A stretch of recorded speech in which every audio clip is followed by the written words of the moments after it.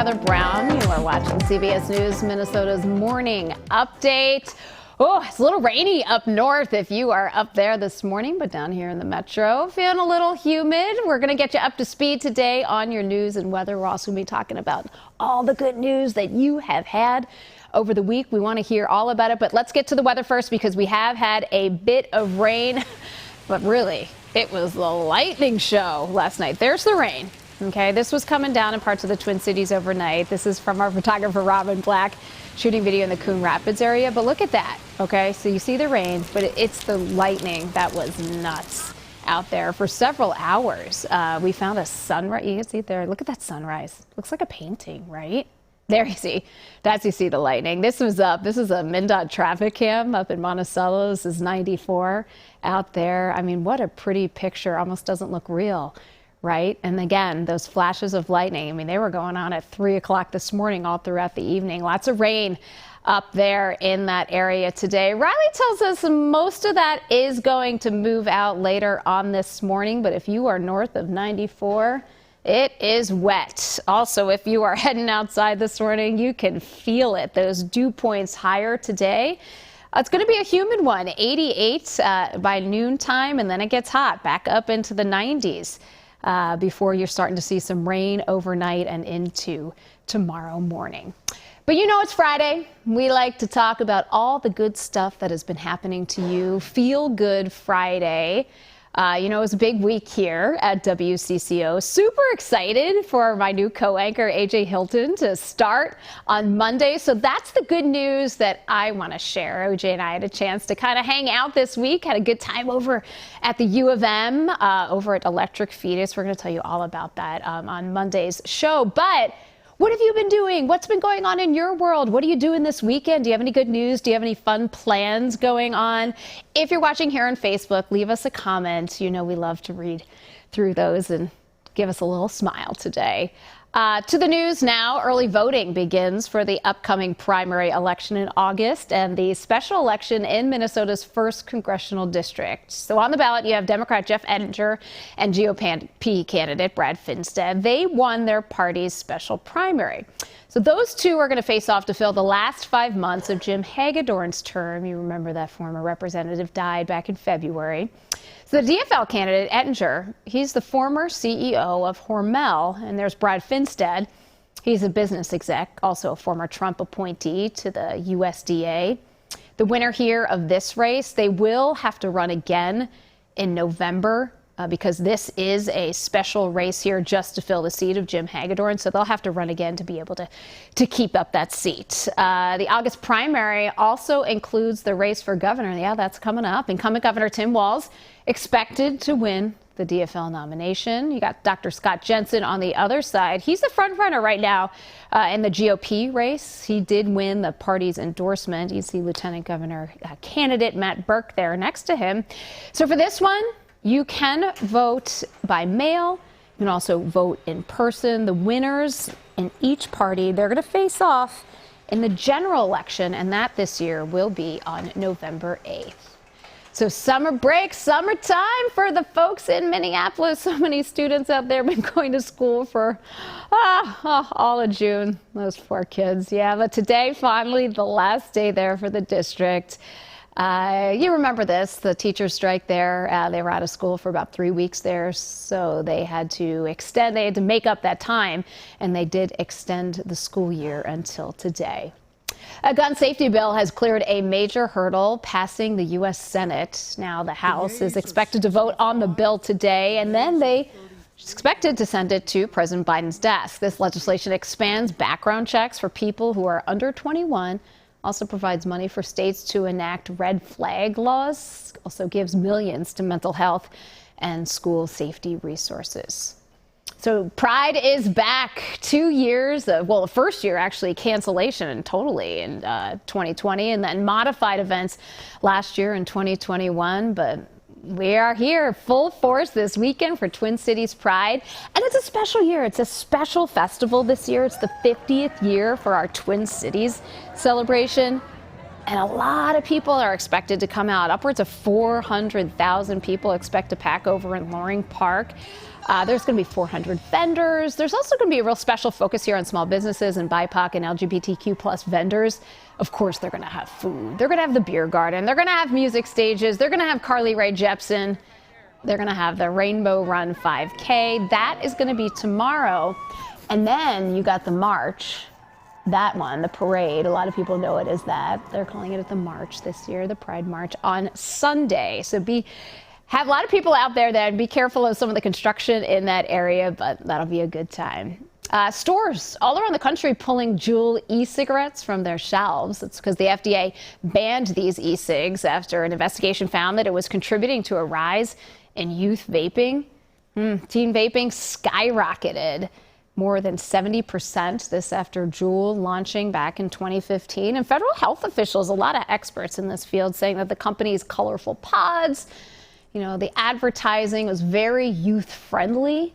And they're really linking it back to Juul, that increase in the teenage vaping in high schools. Juul says that it disagrees, though, with the FDA findings and that it will fight the decision. As record high inflation and gas prices take a toll on Minnesota families, food shelves are preparing what they think could be the hungriest summer yet. Food shelves across the state are seeing an increased demand. We have been talking about this for years now, but they think it's going to be even worse this summer because you add in the drop in donations, and both from individuals and corporations. So these food shelves telling us that they've had to push back appointments. They'd have to limit some quantities that they are able to give out because they, too, like all of us with these supply chain issues, are running short on just about everything. Grocery stores are not as likely to buy all these products in bulk that they normally had, which means produce donations to our food bank partners are just a lot less because of inflation, because there's not drivers on the road to get the food to them. So we're seeing that crunch. Right, all trickles down, and so much food coming in from these corporations and from these supermarkets. The directors at the food shelf tell us that because of the supply squeeze, they are spending about twice as much this year to keep those shelves stocked. They say any little bit you can give, it does go a long way. If you want to get involved here, we have all kinds of information on our website. You can go find it at WCCO.com. So the summer heat perhaps will have you reaching for a cool treat. Popsicles, but this one, no way. That looks good, right? I mean, cut out the ketchup on the side and the mustard on the other side. Looks like a strawberry popsicle, right? I mean, delicious. But you take one lick of that thing and you will know that is not what is going on. They're calling it the Frenchsicle for French's. Mostly we know it is mustard, but apparently French's makes ketchup as well. This is a ketchup popsicle, yep. They're describing it as savory tomato flavor balanced with a hint of salty sweetness. They're trying to make it sound like it actually might be good. So this is another one of those things. You're not going to be able to buy it in the grocery stores. This is a limited release. Actually, they only have it in a few pop-up locations in Canada, so you can't even get it here in the U.S. It's only for a few days. It's just for French's to have us talk about them on TV and here on our digital morning update here. French's, though, they've pulled this stunt before. They've brought us French's mustard ice cream and French's mustard beer. So you try it at your own risk. A new movie about the king of rock and roll has finally arrived in theaters. He was my destiny. I wish to promote you, Mr. Presley. Are you ready to fly? I'm ready. Ready to fly. Yeah, so that's creepy Tom Hanks, yeah. Also have Austin Butler playing Elvis Presley. This is a movie from Baz Luhrmann. He did Moulin Rouge, so it's, all kinds of crazy cool stuff there. And this is told through the eyes of that Tom Hanks character, who is Elvis's longtime manager, a pretty controversial figure named Colonel Tom Parker. Hanks has all kinds of prosthetics there. Butler actually does the majority of the singing of Elvis songs. Who wants to do that? Who wants to take on the Elvis role? My goodness, just the expectations there. But Our movie guy, Rusty Gainby, said that he actually did pretty well in this movie. That's a tough one. Rusty giving it 3 out of 4 stars. Alrighty, if you love the royals, here you go. We got your royal news for you this morning. A new portrait out of the Duke and Duchess of Cambridge. Look at them just staring off into the sky. Lovebirds there, the first official joint portrait of William and Kate. This is the work of British artist Jamie Corrith, and it was just revealed to the public at the Fitzwilliam Museum in Cambridge, England. Looking good, you two. Daytime Emmys return to primetime tonight. You got Peter Bergman from The Young and the Restless and John McCook from The Bold and the Beautiful. Yeah, that's some good CBS shows. Both up for lead actor award. You can watch the show 8 o'clock tonight right here on WCCO, also streaming on Paramount Plus. All right. I see some ripples in the water. Oh, no. Look at that. Out of control golf cart. Yep, get out of its way. You see that guy trying to go for it? He says, nope, I'm just going to let that thing go right in the drink. Yep. Runaway golf cart plunging into a pond. This was at the PGA Tour in Cromwell, Connecticut. Yeah, nobody was hurt, thankfully. Only casualty it appears to be is this golf cart. I don't know what happened there. So weird. Let's go back to today's talker. This is when we want to hear your good news. We want to see what's going on in your world. And Danielle saying, I am right there with you, Danielle. I bet you have kids. I made it through the first week of summer vacation alive. Oh, yep.